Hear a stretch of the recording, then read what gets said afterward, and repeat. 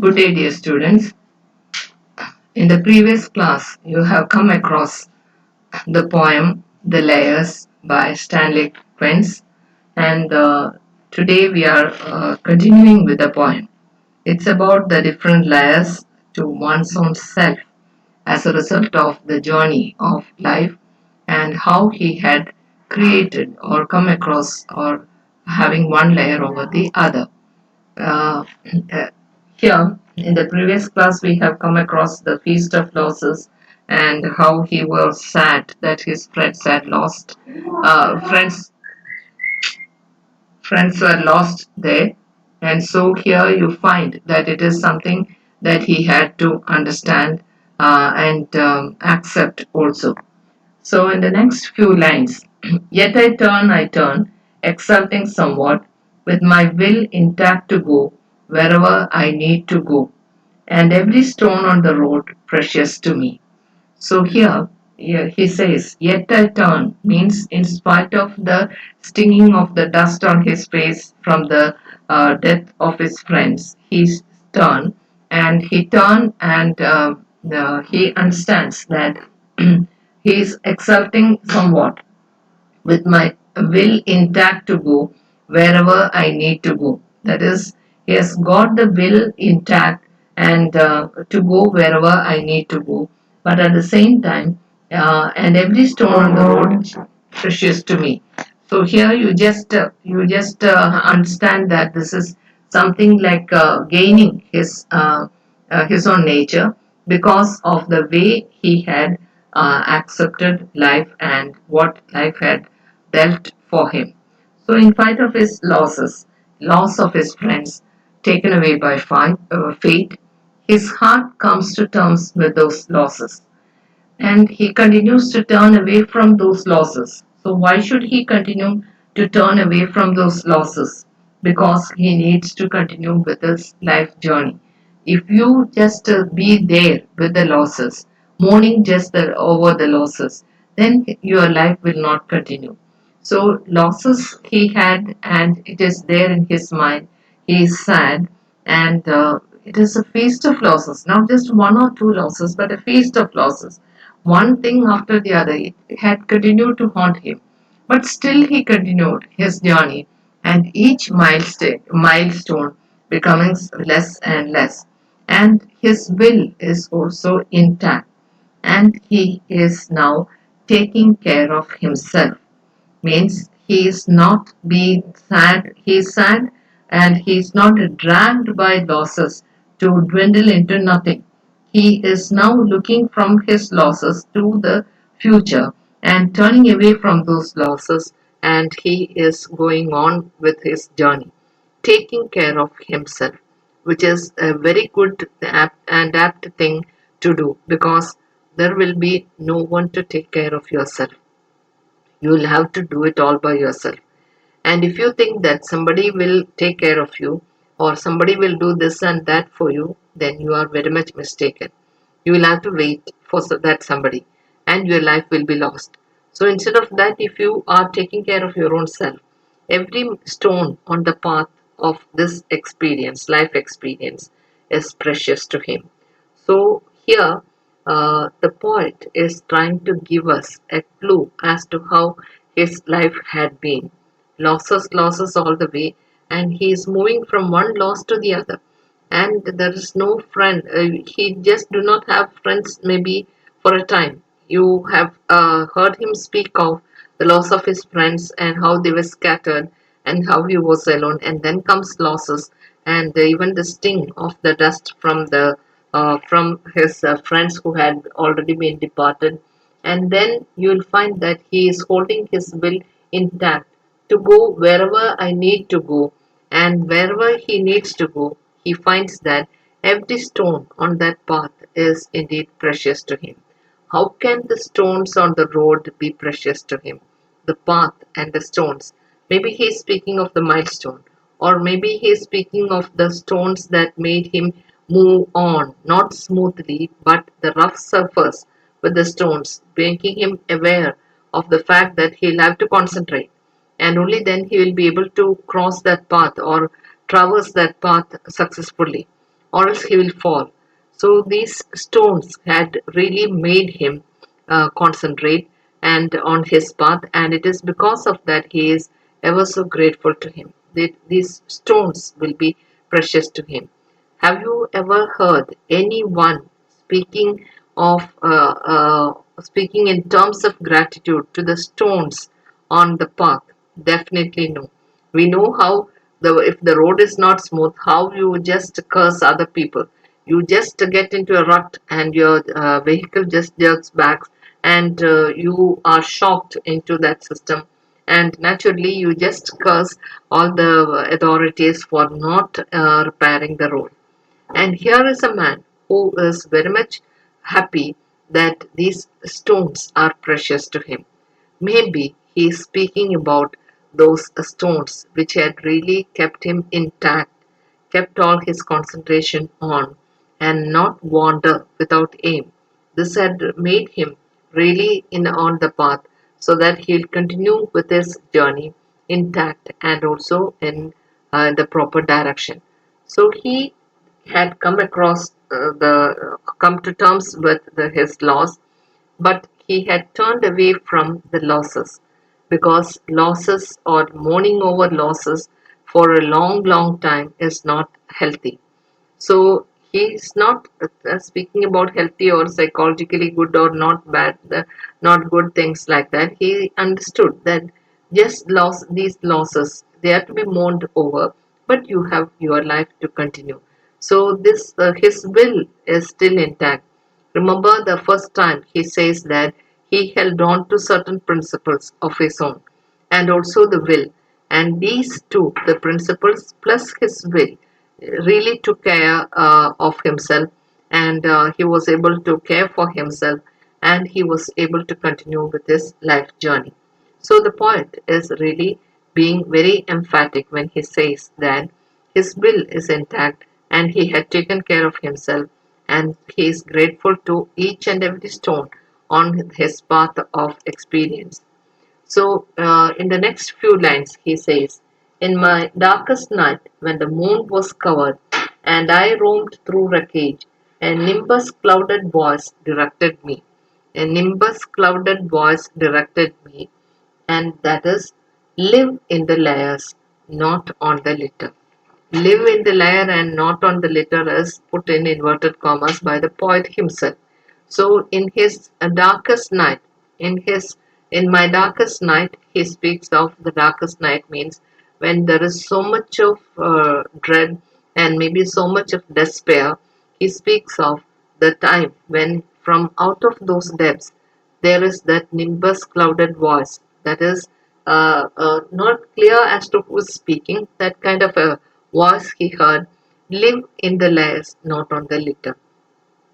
The losses that he had suffered were too heavy for him to bear, and he was still in the dark depths of despair.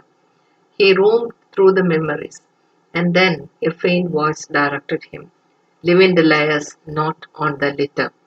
And this voice is the voice of experience, which instructed him to live in the layers and experience and not on the worthless litter. Means litter is that which is not useful. And do not live on the litter, but live on the layers. These layers of experience, sadness, friendship, happiness, all these had formed layers which had really filled him with and also made his will extremely strong. And life provides both layers and also litter. You will find that these layers are useful and litters are not so. And if you are going after the litter, then that means that your life also will be as worthless as the litter. So the thing is that you'll have to sit on those layers, continue to be there on the layers, and it is the wise choice to do. That is to live in layers and leave out the litter. So this is a wise advice for all young people and even for the others. So even in his darkest night, he was not too despaired. He had something to do. The losses were too heavy. As I told you earlier, it was a feast of losses. So you can imagine how much it will be. And he uses those terms not just to enhance the poem, but because this is exactly the term that is to be used to explain the losses. And still in the dark depths of despair, only he can explain it properly because he is the one who had experienced that despair. He had roamed through the memories, and a faint voice directed him. He just do not know who or what that person or whatever that voice is. Out of nowhere came this sound, and it is a nimbus clouded voice, and it says, "Live in the layers, not on the litter." He puts it in inverted commas for you people, for all of us, and this is to be believed because this becomes the meaning of the poem layers, because you are to live in the layers, not on the litter. And this voice would be the voice of experience, which instructed him to be there or to continue living on the layers and experience, but not on the worthless litter. Because there are some people who go for the litter without knowing that they have layers, and those layers are not taken into account. They are always after the litter, and it is that which spoils their life. And so he is asking all of us, or he is just giving us that experience and telling us that it is better to live on the layers, or that is what he had done, and leave out the litter. So the last two lines of the this section, it becomes a refrain to the poem. So he makes a wise choice here, and relating his experiences and the life journey he had undertaken, his advice to others is the same that whispered to him, the nimbus of clouded voice that whispered to him, "Live in the layers, not on the litter." So this is these two lines from this particular section. It becomes a refrain to the poem. It comes repeatedly because this is the one thing that really helped him to survive and not go after the litter. And by having layers, one layer after the layer, he had built up a life for himself. And this willpower and this holding on to principles had really helped him to survive the ordeals of confusion and also the despair and be there in his darkest hours. And he says, though I lack the art to decipher it, no doubt the next chapter in my book of transformations is already written. I'm not done with my changes. I'm not done with my changes, he says. As he's writing the poem, he says, I'm not done with my changes. I'm yet to collect one more layer, and I don't know what type of layer it will be. It will be sweet one, or a sour one, or even a soft one, or even a hard one. He has no idea. But he says, though I lack the art to decipher it, to understand it, to make it clear to him, he just cannot decipher what his life is going to be. He just do not have that art, means skill. Art means skill here to decipher it. No doubt the next chapter in my book of transformations is already written. In my book of transformation, my next chapter of my book is my life is already written, and that chapter is yet to come. And I have no idea what it is going to be, but it is already written. But I'm sure that I'm not done with my changes. I'm not done with my changes means he is ready to change even once again or again.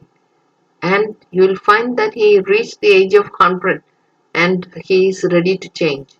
That kind of attitude to life itself is that which takes you along the long path, and tirelessly you continue with that journey.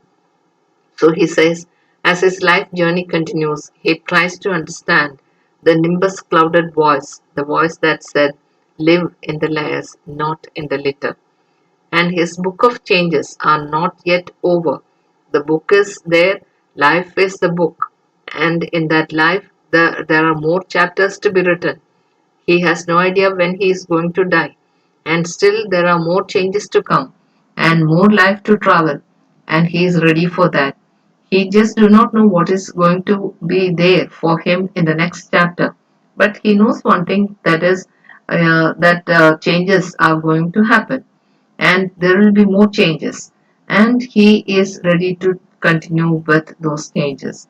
And so he says it can continues as his life continues.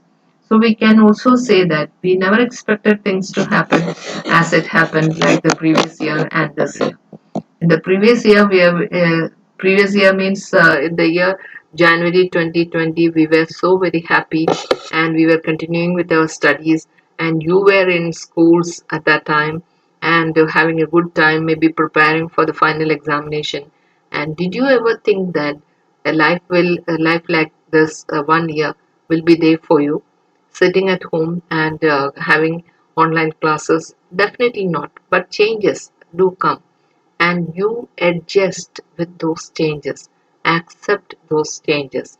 It is that which makes your journey continue. Otherwise, if you say that I'm not going to study unless I have a proper teacher and a proper classroom and a desk and regular classes. If you feel like that, if you are not moving along with the times, your life will be stuck there. So the poet says that though he lacks the art to understand what is written in the next chapter of his life, he knows that there is going to be changes, and his life is going to be a changed one in the next few years. So the life journey continues, and he tries to understand the nimbus clouded voice, but that voice is something that he always keeps in mind.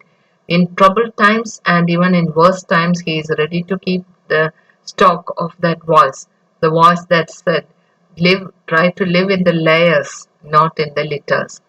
And his book of changes are not yet over, as he had told us earlier. It continues as his life continues. So, in a way, the poet is recording his life journey for the sake of the others, and he says that what he says here is applicable to all of us. And you will find that this is not just his experience only. If you examine your own life, you will also find certain instances like this. So it is a kind of a generalized statement that he makes about life. So the poet Stanley Knitz is not yet ready to stop anywhere. The campsite where the scavenge angels are there, and the friends taken away by the bitter sands of time, the nimbus clouded voice instructing him to live in layers and not in litters. All these become part of his life, and life is an ever moving journey, as you all know, and with a difference. He is doing this with a difference, that is, he is opting out to live in layers and not in litters. That is the difference between the poet Stanley Grenz and so many other people. People who try to live in litters and not in layers. People who ignore the layers that they have accumulated and try to take the strength from those layers. Instead of taking strength from those layers, they continue to dwell in litters, means silly things, things that are of no use to them. But even then, they try to lament over that. Losses, of course, definitely, it really hurts you, and it will bring a hangover. But even then, you are to survive that. And the poet Kunitz is telling us that you will have to. He had just a feast of losses, and he had left them over there and continued with his onward journey. And he is ever grateful to the stones on the path, and those stones have become precious. He is even being grateful to those stones which must have helped him to concentrate in his life journey, and maybe he is grateful that he is walking at least, and walking on through that path, and about to reach his destination, and maybe because of that he is grateful to that stone on the path. So the with a different, that is, to he decided to live in layers and not in litters. So the bitter sands of time can hurt him, and his friends were taken away. He had already made a tribe and was quite quasi with that tribe.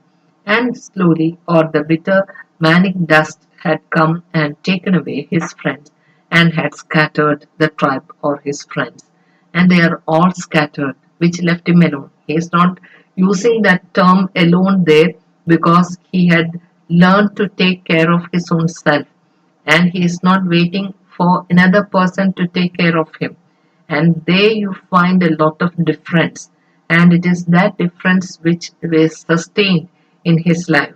And he knows that his life is lying before you.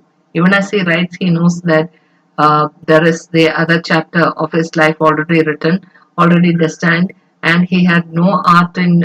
He just do not have the skill to know what it is.